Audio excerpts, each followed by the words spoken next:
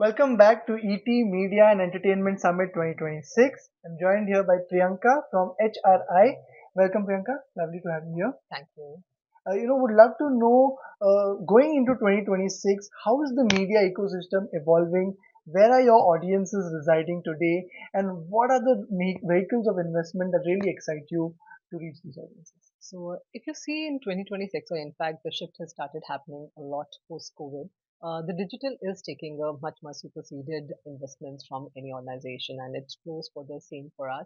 All the brands which we cater to, whether it's a professional, whether it's streets retail, serum or shampoo hair color, or even a Bass Mall, across the brands, we are seeing from a metro to a tier one, tier two, the consumption of digital being really high. Hence, the investments are also moving much higher to at that extent. Second is that it's not only adding as an incremental frequency play, which a digital does, but the kind of credibility and through an influencers and the credibility you are able to gather for your brands and the real voice, if you're able to cascade back to the audience who you want to connect, that's the second investment load which has started to take. So on and on. I mean, there is a relevance of TV which really helps in building the mass reach. There's a relevance of reality TV. It's still there, and that also continues to be there. But definitely, there's a massive shift which is happening on the digital side, and within the digital, there is a fragmentation happening across, and within there, a lot of investments are moving to that side. Absolutely. Lovely that you bought reality TV, right? Because there's an audience residing on Yeah. TV, linear TV, traditional platforms for that. But there's also a digital audience residing for it. And the content for them is content, right? Yes. It's no matter where they consume it. How do you plan investments across these two distinct media platforms when there's no agreed upon common currency for measurement, especially when you're thinking about not just optimizing for reach, but also for frequency? So if you look at it, I mean, to end the funnel, which we look at it, obviously the TV still garner the reach and, those parameters of effectiveness starts looking at it. But, the moment you move to the digital landscape, that's where the plethora of metrics starts coming into the picture. So the relevant metrics of, when the consumer is really, the share of search is going up.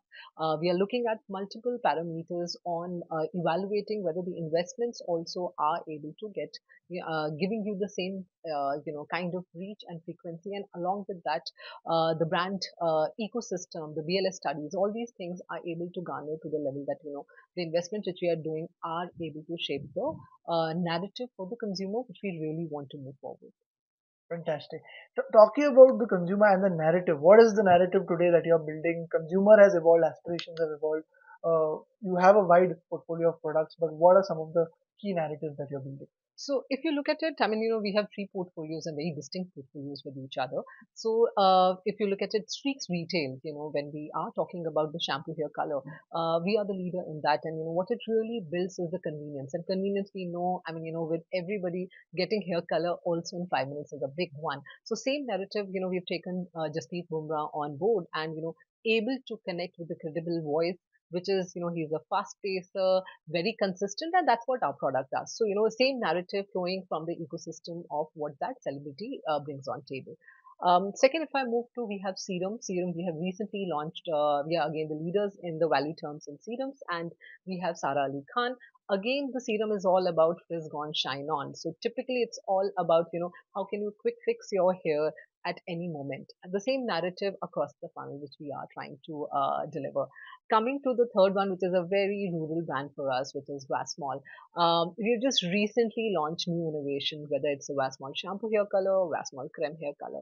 So we are intact, the core ethos of the brand is about safe and natural space.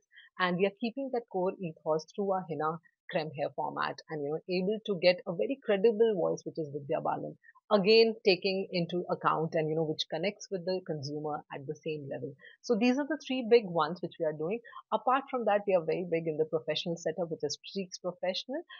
It is all about, building in the community and educating those community and bringing together the new trends of hair colors. And we always believe in that, how can you get the best version of yourself?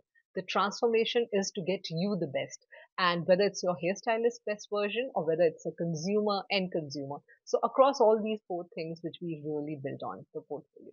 Fantastic. Lovely to hear from you and wonderful to have you here. Thank Thank you you so so much. much. Thanks.